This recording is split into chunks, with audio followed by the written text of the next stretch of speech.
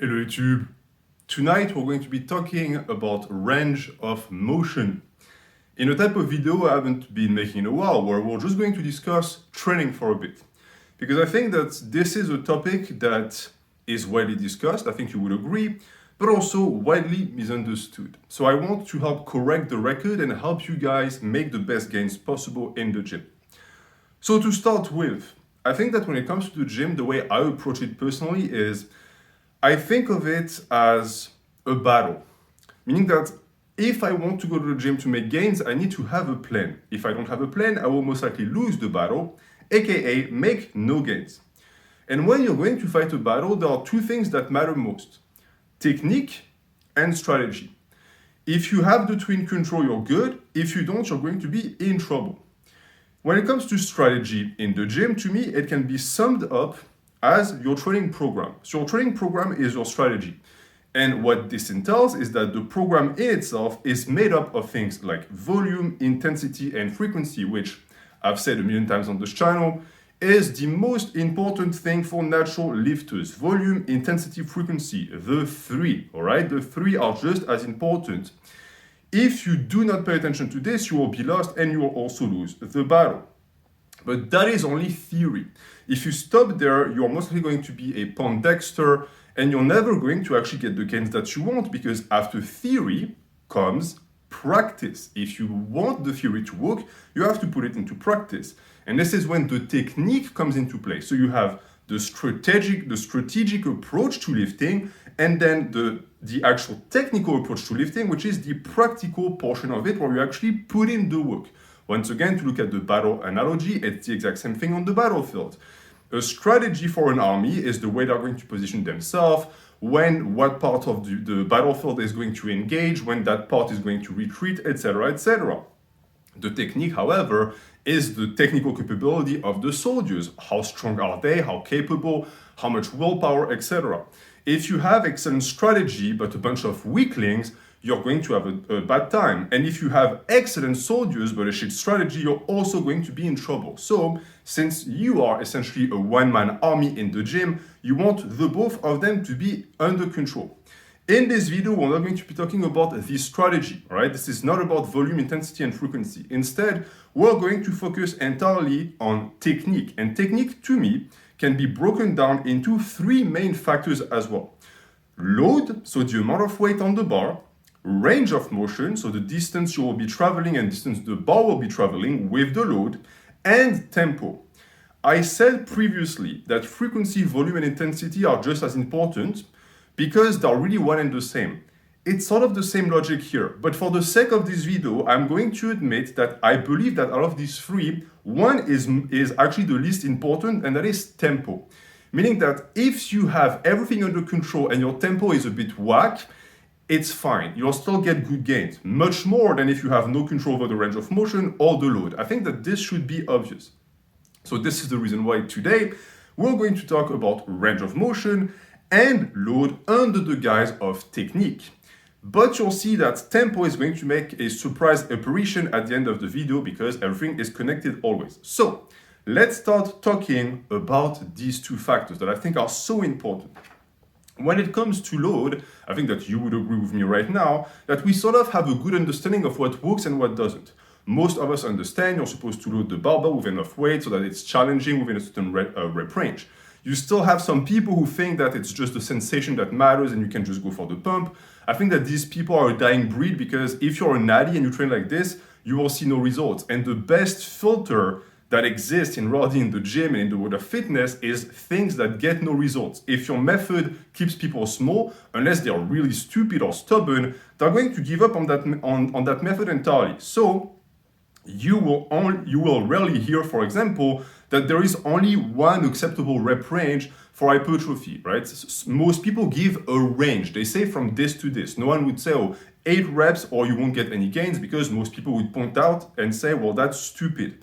Likewise, most everyone agrees that you can make a lot of good gains using a wide range of percentages of your 1 rep max on the bar. 60% to 100%. I say 65 to 95%, it really depends. But as you see, these are large chunks and large percentages. No one would ever dare say that if you don't lift 88% exactly, you will not get any gains. So it seems to me that the load component of the technique applied in the gym to make gains is at this point under control, and there is no need to weight in that much. Unfortunately, I find that the co-concept connected with load, range of motion, isn't afforded such nuance, meaning that you'll often have people who will have a balanced, nuanced approach to weight on the bar. They'll understand percentages, they'll understand rep range variation, and then for range of motion, they'll be extremely dogmatic. And that is a big issue because, as I said previously, everything is connected. So if load is not under control, and if rather range of motion is not under control because you're dogmatic, even though you have an quote-unquote objective approach to load, you'll not be able to get gains because the ROM component is going to be out of whack. So this is really going to be the heart and the core of this video. And to give you a good example of what I just said, you'll often see people get accused of ego lifting because they use too much weight. These people are rightfully being pointed out as idiots who do not understand the concept of load, because for the most part, what they're being accused of is using too little range of motion because their ego, in a sense, urges them to put a lot of weight on the bar. So the load component is maxed out at the detriment of the range of motion component, which results in very poor gains. So even the load that they use ends up being completely useless. I want to prove to you in this video that the other way around is also correct. Even if you use appropriate loads for hypertrophy, if you do not apply the concept of range of motion properly, you will not see the gains that you should be getting. So we're going to flip the script, we're going to flip the perspective with this video, and I'm going to correct the fundamental misunderstanding that most people have about range of motion and the way it should be applied. So if you are still listening to me at this point, it means that you are on board, and I hope I'm going to be able to keep your attention and keep your focus for the entire portion of this video. I'm personally fascinated by these topics, and I want you guys to be fascinated as well, because if we can make this stuff palatable and enjoyable and engage you guys, you will see a lot of good gains. So let's have fun together and let's discuss this very important and interesting topic of range of motion. The goal, first and foremost, is going to be to correct our mindsets by trying to look at these two factors I just presented and make as much gains as possible, or try to be smart and also buff. I think that this is the point. So, to open up my argument, I want to say that there is no such thing as a universally optimal range of motion, right?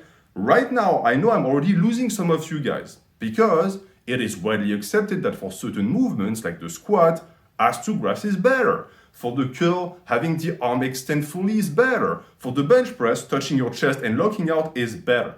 I personally say that these concepts of range of motion, when applied globally, can be correct, but when applied to a case-by-case basis are always wrong for the simple reason that we're not all the same person, and therefore that the range of motion we're going to go through is going to be fundamentally different. This is my point about the universal nature of range of motion.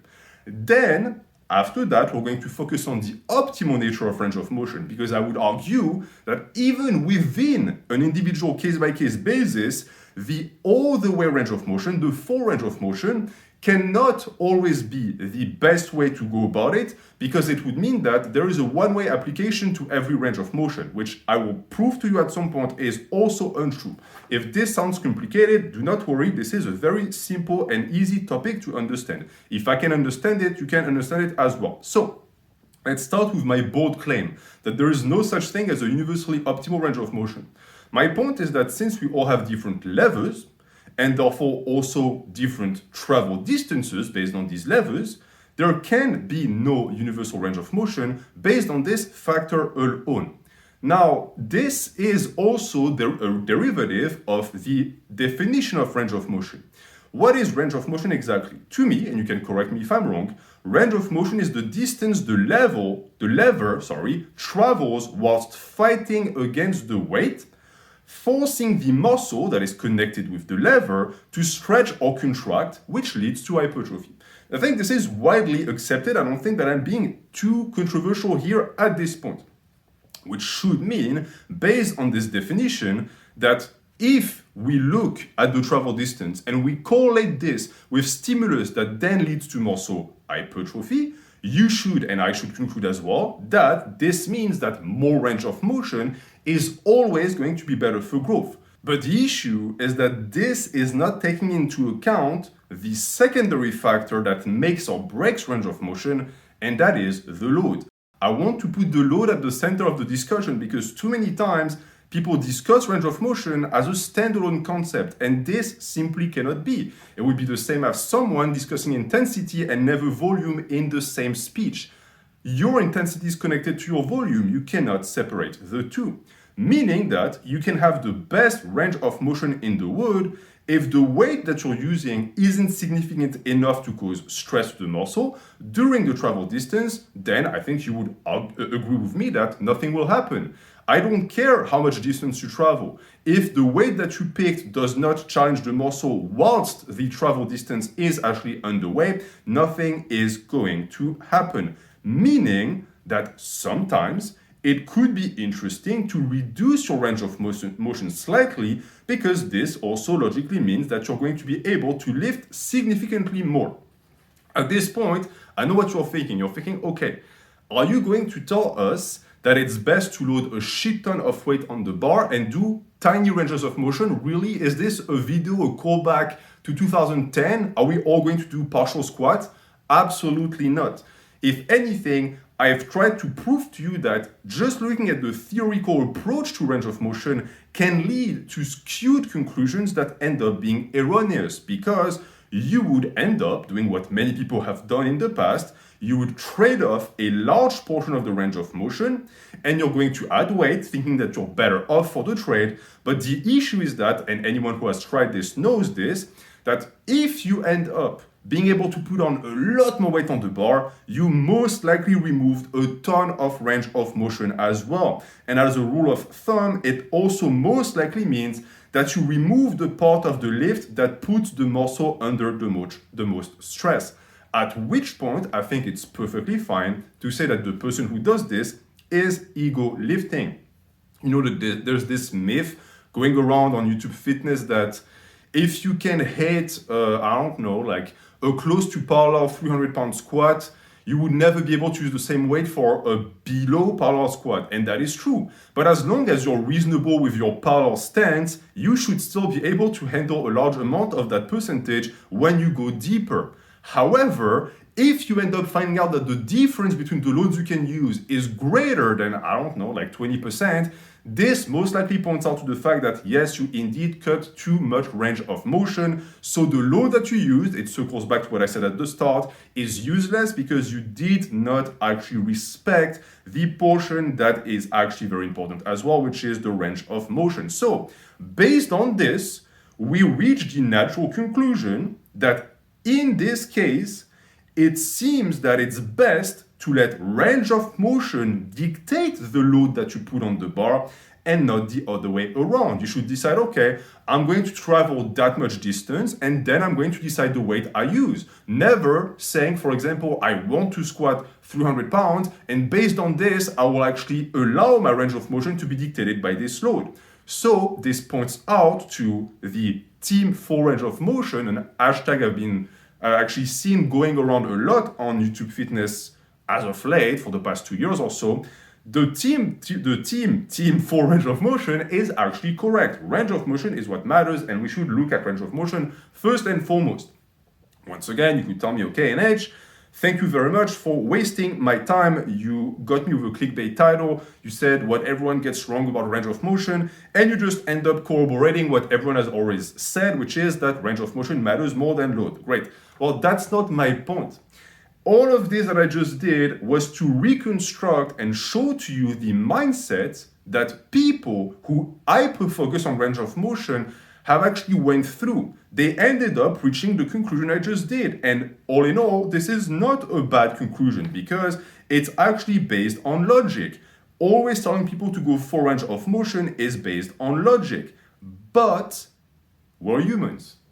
And when a human comes to a conclusion, most of the time, there's some logic in there. but there's also a lot of emotion. And anyone who has attempted to discuss range of motion with anyone else on YouTube Fitness knows this. It's not just going to be based on facts, it's also going to be based on affect.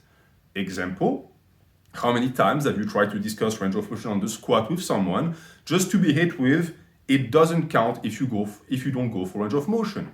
It doesn't count if you do this, it doesn't count if you do that. All of these are what? They are arbitrary standards that kill the discussion in the egg. You end up with someone who is so dogmatic that they tell you this is the way to go about it, and they will not be able to explain to you exactly why.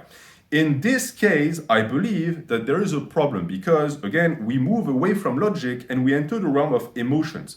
There is a blatant elitism that surrounds the discussion around range of motion. And I'm not going to go too deep into it because this is not the point of the video, but psychologically speaking, I have noticed that the people who seem to derive pride from the range of motion they are able to accomplish don't have much going on for them. Meaning that if you look at someone else in the gym and you think, even though I lift less than them, at least I do full range of motion, I mean, you need to fix your priorities because not only do you not understand range of motion because maybe this guy is doing this much range of motion less than you, but he's lifting twice the weight you do, which still means that one, he's lifting more, and two, he's getting more stimulus.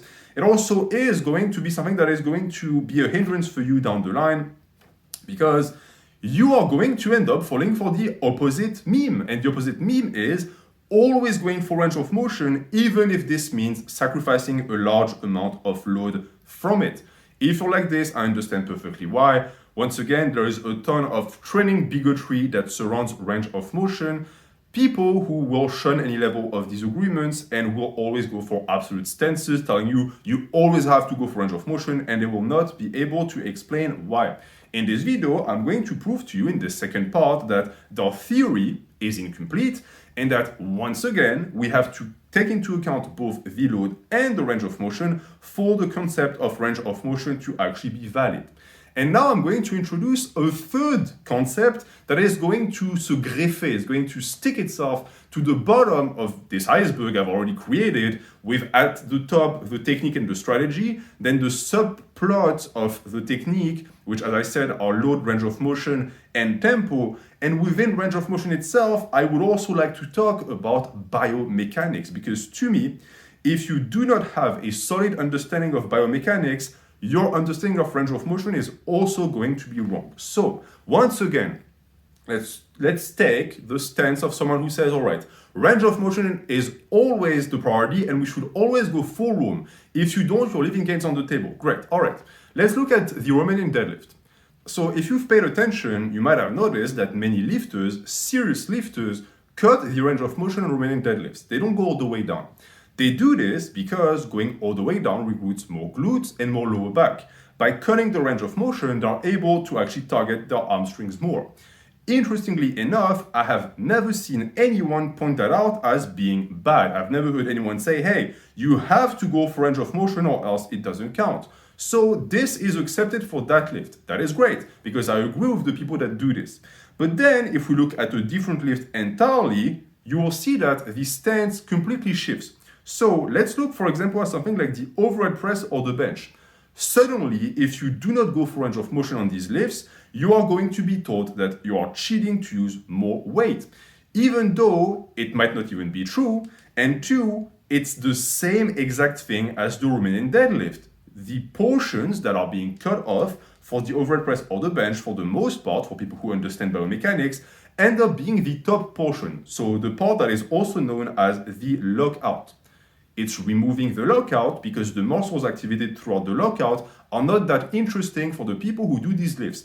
Why exactly do people bench? Why exactly do people overhead press? To develop their shoulders and to develop their chest. The portion at the top where you lock your arms, these two muscle groups are almost entirely out of the equation. So logically, following the same approach to range of motion, it should be perfectly fine to not include them. And yet it is not. So what is the difference? How could it be that for one lift, it's perfectly understood and for one lift, it isn't? Well, I think that it's because of what locking out is.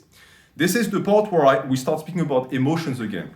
No one gives a fuck about the bottom portion of the RDL because the RDL is not a competition lift. Whereas the overhead press and the bench both derive from sports that actually use these lifts as competition lifts. So the overhead press used to be an Olympic weightlifting lift and actually got removed because the athletes would cheat too much, and the bench press is used in powerlifting. And the only way to get a green light in both cases was to lock the elbow. If you did not lock the elbow, you did not get a green light. So you end up having a bunch of people who have their egos and emotions tied with the action of locking out, which then also takes them away from the fact that locking out, when it comes to pure hypertrophy, is actually not that important. The tricep on both the bench press and the overhead press is actually activated more throughout the starting portion of the range of motion, because this is when the arm is actually fully flexed and has to extend, which is the function of the tricep. Once the hand is past the head, once the hand is actually past the chest to a large degree, you end up having more difficulties locking out the lift, but at no point does this mean that the tricep works more. It's just that the main movers of the lift are mostly out of it, as I said previously, and on top of that, the momentum they created is mostly dead. So you end up with a weak muscle in a weak position that has to finish the lift. This points to the fact that not only is the lockout not that important for hypertrophy, it might even be that you end up losing reps on the range of motion that is the most important for muscle growth, because you absolutely insist on doing something that, at the end of the day, once again, when we look at range of motion and biomechanics objectively, is not that important. Now, for some reason, what I just said is deeply controversial for the reasons I already explained. People are emotionally attached to the locking out process of the lift, which leads to things that are quite funny, actually, because when you end up trying to defend a practice that is not rooted in logic, you make up shitty reasons. So the things that I've heard are, for example, things like joints are meant to lock, therefore we should lock them when we do a lift. I don't know about you, but when people say things like this, I'm almost taken aback, because I'm thinking, okay, you produce such a stupid argument that I have a tough time actually fighting against it, but I actually managed to lower myself to the level of this argument, and I'm going to fight back with another appeal to nature fallacy that people use to justify actually locking out their joints. So, I don't know if you knew this, but we, humans, have the ability to lock our knees, whereas other primates and apes do not have that ability. So gorillas and chimps cannot lock their knees, which is peculiar. We would say, well, why can't these very close cousins of us don't have the same ability of locking their knees? Well, I'll tell you exactly why. It's because they never actually evolved with the necessity to do what we do when we lock our knees, which is to be stable and to be immobile. When you lock your knees, it's only to be still and upright. They do none of these things for the most part, so they don't need that ability. They do not need the ability of the joint to lock out. Okay. This is the first part of my appeal to nature fallacy. But it doesn't apply. You could tell me because, well, all right, well, great, but we're not apes and we're not gorillas. So why exactly do you tell us this? I tell you this because I want to point out the obvious. Yes, our knees have the ability to lock, but when do you lock your knees? When you don't work the muscle because you're not moving. Range of motion is a travel distance where pressure is applied to the muscle by the activation of the joint that is unlocked. You get all of your gains when your joints are not locked. So it amuses me to see that people would hyper-focus on the lockout while the joint is locked, when we know, based on what I just said, that none of the muscular gains of the human body, even through evolution, and the reason why we have the ability to lock in the first place, comes from this. The lockout is a completely different set of skills that we developed for a completely different set of actions. And this is also corroborated by the fact that in a relaxed state, your joints also aren't locked. You're not staying at attention for the most part. Right now you're sitting looking at me. Are your joints locked? Are your knees locked? I don't think they are. Even your arms, stand up right now and look at your elbows. They're not locked. You don't stand like this. You stand like this with a flex in the joint. So all of this is very stupid, but it's to tell you one thing. This hyper obsession on the state of the joint, when it's locked or not locked, is a misdirection. This is not the way we collectively in fitness should be thinking about this. Instead, we should think, okay, if we do lock, what is the point of locking out without resorting to appeals to emotions or appeal to nature fallacies the way I just did right now? So, does this mean that locking out is bad? based on what I just explained? No, absolutely not. Locking out is not bad. I have never told people not to lock out. I have told people, however, that they should not expect great gains from locking out, and that doing the squeeze of the tricep or the squeeze of whatever in RD doesn't do much, because it's not the squeeze that gets you the gains, it's the travel distance. This is another video in the making, I guess, for all of the people who like to squeeze the muscle. By all means, be my guest. Sometimes it can even help feeling the muscle afterwards when it stretches. But if you bank on that squeeze to get you gains, you are deeply mistaken, because once again, what matters is range of motion, load, and tempo. At no point is squeeze comprised within these three variables. I would say, however, that all of the practices that have a tendency to take away from these three should be avoided. So if locking out, for example, takes you away from the effective range of motion where you end up getting the most gains, then yes, you should not be locking out. Example that I like to take is the overhead press again. The overhead press is a complete mindfuck to me, because once again, you have people who obsess over the locking out portion because of the performance aspect. Okay, good. I'm fine with this. But then these very same people will stop the bar here. So you fight like a demon for the part of the range of motion that does nothing, but then the portion where the shoulder is the most activated, from here to here, where there is the most shoulder flexion, you skip this.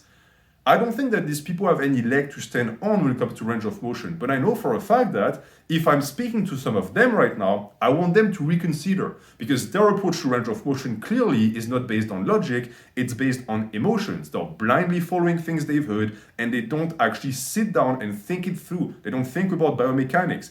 If you actually looked at the portions of the range of motion that are the most efficient for the overhead press, just like with the Romanian deadlift, you would be able to isolate the ones that matter the most and actually get the most gains. I think you will agree with me that this is the sole reason why we should care about range of motion. If you care about range of motion because it makes you feel better, you are, in my humble opinion, just a cunt and someone who likes to feel better instead of being better. But I know for a fact that none of my subscribers are like this. On the flip side, this also means that I have nothing against locking out, especially if it allows you to get more reps with better load throughout the effective range of motion. I know many people, especially on bench, who love to lock out because it keeps them in the groove. They lock out, they go back down to the negative, and everything is fine. In this case, my brother, I tell you, lock out as much as you want. I am just as opposed to people who say to always lock out, as people, usually pro bodybuilders, who say to never lock out because it keeps the muscle under tension.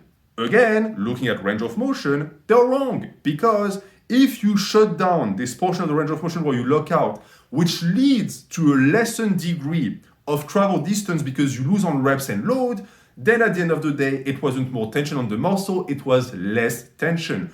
As long as you keep looking at the parameters of hypertrophy, the ones I just described and repeated several times, you will be all good. If you lose sight of it and you start looking at the tree instead of the forest, this is when you're going to start following practices that aren't best suited for muscle growth. So as a rule of thumb, and to summarize, there exists two valid reasons to limit the range of motion. The first one is because you have decided that doing so will help you recruit your target muscle more. So it's the examples I described previously. And two, because you have assessed that not only will you recruit the target muscle more, you'll also be more performant, be it because you'll use better tempo, better load.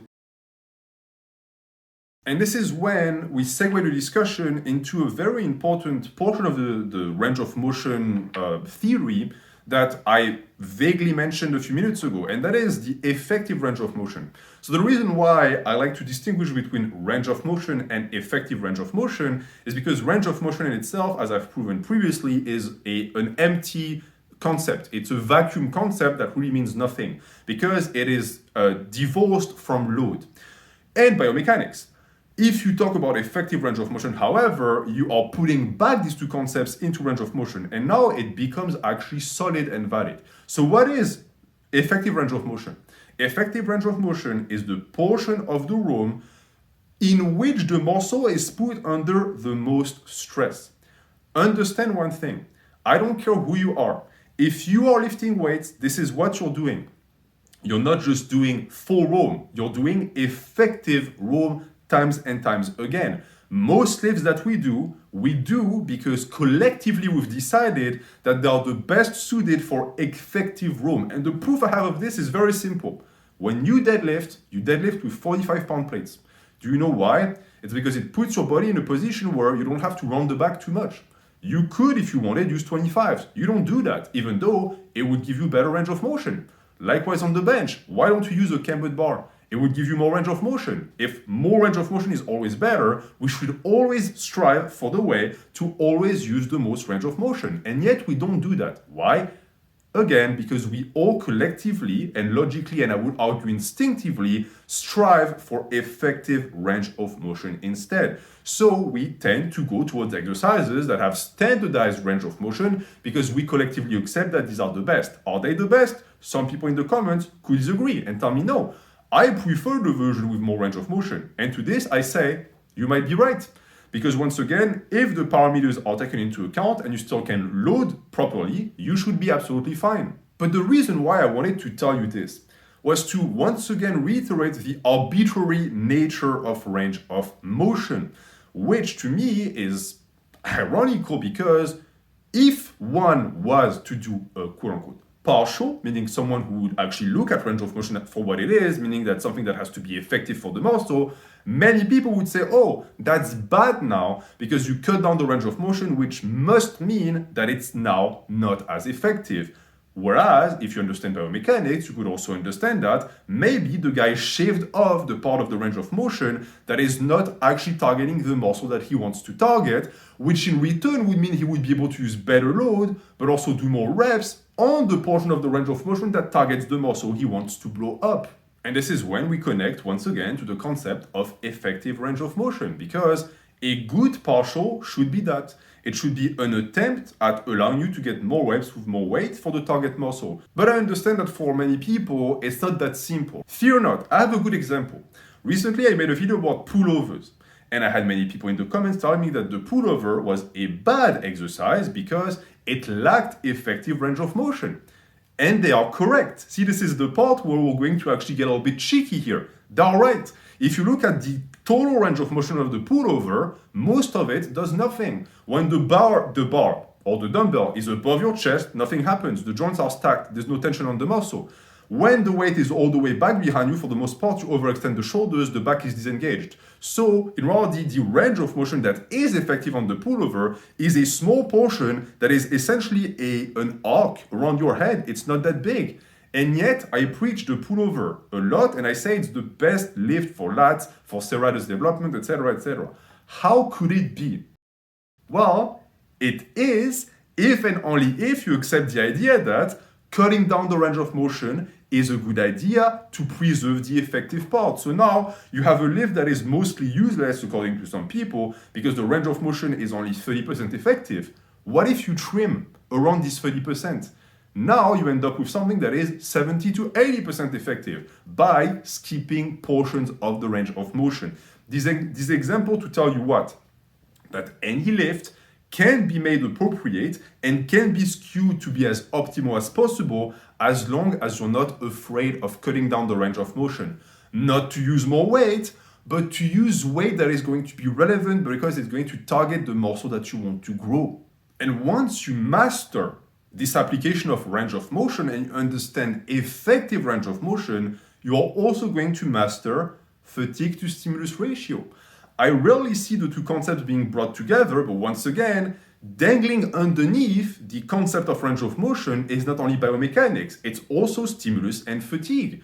If you go for range of motion all the time, you are going to accumulate a shit ton of fatigue, maybe the type of fatigue that you don't want. An example I've written down here is lateral raises. Most of you guys, when you do lateral raises, you stop here. And I would even argue that if you want to be optimal, you wouldn't go all the way down. You will have a striking range that is here. Why do you do this? Because this is the portion where the shoulder is most activated. None of you guys actually go overhead with your lateral raises, I hope. Why? Because you understand that past this plane of motion, the shoulder is mostly disengaged, and what happens is that the back takes over. Which also means that if you end up doing your lateral raises this way, you're going to have to lessen the load because the muscle is not that strong in this portion of the range of motion. So now it limits the tension in this portion of the range of motion and you get less reps. Someone who does this goes for range of motion, but they don't understand range of motion because it's not effective. You, with your quote-unquote limited range of motion, absolutely understand the way the concept is supposed to be applied. So now you have all of the variables under control and you're using them all the way they're supposed to be used. You understand biomechanically the portion of the lift that matters the most for the muscle you want to grow. You do your best to use as much load as possible throughout that range of motion, which then also allows you to bring tempo back into play. I told you that tempo was going to make a surprise operation at the end. This is when tempo comes into the mix. I told you previously, we don't want load to dictate range of motion. We want the two to work together with all of the things we already understood. Once everything is under control, now you can do your reps with a slow negative because now it makes sense. Now you slow down the load throughout the range of motion that is effective, so you actually multiply the damage done to the muscle and you heighten control. It's a match made in heaven. But if you fuck up and you start with tempo and you say, I want a tempo of 5 seconds, guess what? It's going to impact load and range of motion, leading to poor results. All of it comes together if you're smart about the way you apply these principles. And to me, that is the proper way to think about range of motion. If you're still there and if your brain is not too fried, congratulations. I had a blast. I love talking about training. I hope this discussion and this quote-unquote lecture helped you better understand range of motion. At some point, this little teaser, I'm going to make videos about my own training and I'm going to explain practically what that means so that you guys understand with your own two eyes when an actual natural bodybuilder applies range of motion properly so as to maximize hypertrophy. I'm going to leave you with that for tonight and I'm seeing you on Sunday morning for the forearm tier list. Thank you for watching. Have a great night.